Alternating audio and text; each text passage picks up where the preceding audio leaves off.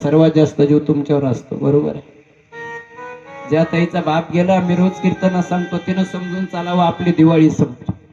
असाही बाप असू द्या दादा. मुलीवर एवढं प्रेम असतं, मुलीवर त्याचं एवढं प्रेम असतं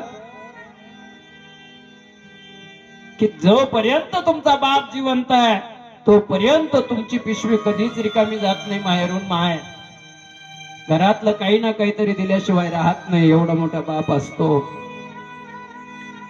मरायला आलेल्या बापाला फक्त एकच माहिती असतं, माझ्या लेकीची मी गेल्यावरही दिवाळी चांगली झाली पाहिजे, एवढीच अपेक्षा असते रे, एवढीच अपेक्षा असते.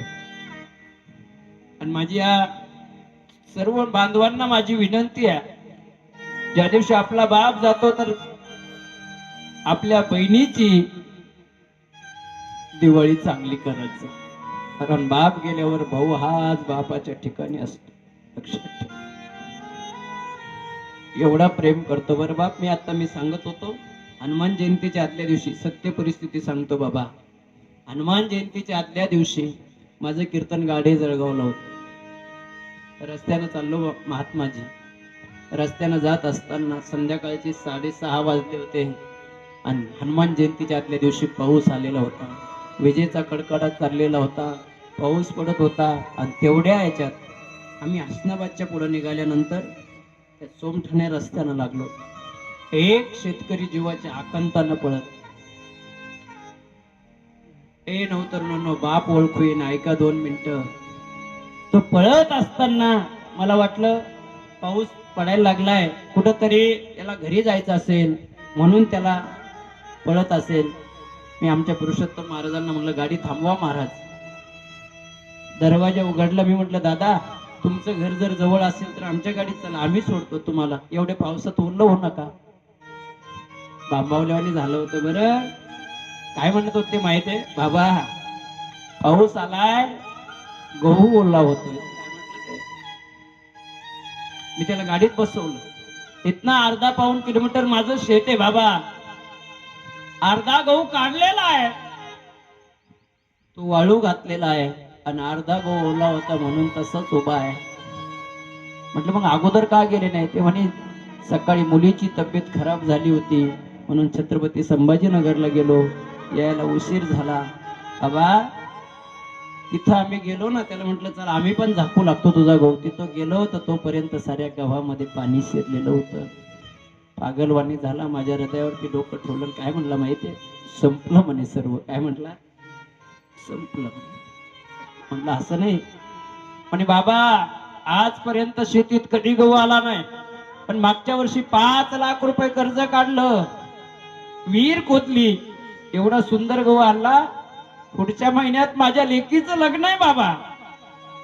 लेक म्हणली आतापर्यंत कोणाला जीव घातलं नाही आपण परिस्थितीमुळे, आता गहू चांगले आले बाबा, अख्ख्या गावाला जीव घालायचा आहे. म्हणून त्या आनंदात आम्ही होतो. पण आता लेकीला तोंड दाखवायला सुद्धा जागा राहिली नाही. त्याच विहिरीत जीव द्यायचा म्हणे बाबा. मी म्हंटल, अरे असं करू नकोस राजा. अरे तू गेल्यावर तुझ्या लेकराचे काय हाल होतील. मी रोज सांगतो कीर्तनात, अरे काही जरी झालं, किती बिकट परिस्थिती आली तरी आत्महत्या जीवनात कधीच करायची नाहीये, कधीच करायची नाही राजा हो.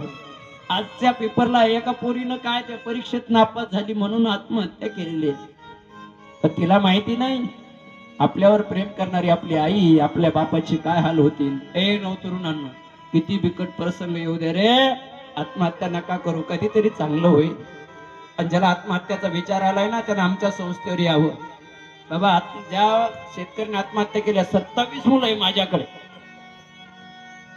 म्हणजे सार्थकचे पप्पा वगैरे सारे येतात, आपापल्या लेकराला घेतात, आणि जेव्हा कुठंतरी जातात ना त्यांना बिस्किट वगैरे आणायला, त्यावेळी ज्यांना आई वडील नाही ना, ते लेकर त्यांच्याकडे पाहतात. आणि ते लेकर म्हणतात, माझाही बाप असता तर मलाही न्यायला आला असता, मलाही काहीतरी आणलं असतं, मलाही हॉटेलला नेलं असतं. त्यावेळेस कळतं रे राजा हो, आत्महत्या का करू नये म्हणून. म्हणून जीवनात आत्महत्या करू नये. मी त्याला म्हंटल, राजा काही जरी झालं तरी चालेल, पण शपथ आहे तुला पांडुरंगाची, आत्महत्या करू नको. बाबा पुढच्या महिन्यात लेकीचं लग्न आहे, आधीच कर्जबाजारी झालाय. मी काय सांगितलं माहित त्याला? काळजी करू नको, तुझ्या लेकीचा मांडवापासून अन्नदानाचा संपूर्ण खर्च हा पवार महाराज करेल, आपली संस्था करेल. पण तू आत्महत्या करू नको रे राजा, तू आत्महत्या करू नको. मी म्हंटल तुझ्या मुलीचा सर्व खर्च मी करेन. 19 मुलींचा केला, आता ही 20वी मुलगी, तिचं लग्नाचा खर्च करायला अरे माझ्या पाठीशी, मी जरी कर्जबाजारी आहे तरी माझ्या पाठीशी अख्खा महाराष्ट्र, अख्खा देश आहे. माझी सर्व ही बांधव आहेत, काही काळजी करू नको म्हटलं. शपथ घ्यायला लावली त्याला. सांगू तुम्हाला, परवा दिवशी त्याच्या मुलीचा फोन आला. खूप रडलो दादा. तिची मुलगी काय म्हणली माहितीये, बाबा तुमच्यामुळे माझ्या बापाचं जीवन वाचलं, माझा बाप गेला असतं तर आम्ही कोणीच घरातलं जगलो नसतो. एवढा आनंद वाटला. आणि पांडुरंगाला सांगितलं अशी वेळ कोणावरच येऊ देऊ नको. ही मात जर करायची असेल तर परिस्थितीवर मात कशी करावी ही आजचं ज्यांचं पुण्यस्मरण आहे त्याच्या चरित्राकडे जर पाहिलं तर त्यावेळेस कळेल. अरे हमालीतून एवढं मोठं वैभव निर्माण केलंय आणि त्याच वेळेस देवाला सांगितलंय कौतुक वाटे झाली या वेचाचे. जे झालं त्याचं कौतुक वाटायला लागलंय. पंढरनाथ दादा म्हणत असतील, पांडुरंगा तुझी सेवा घडली याचंही मला कौतुक वाटायला लागलं. आता जेवढी काही मोक्षपद प्राप्ती आहे, तुकोबरायच्या भाषेत जर सांगायचं असलं तर तुका म्हणे मुक्ती परनेली नवरी, तुका म्हणे मुक्ती परनेली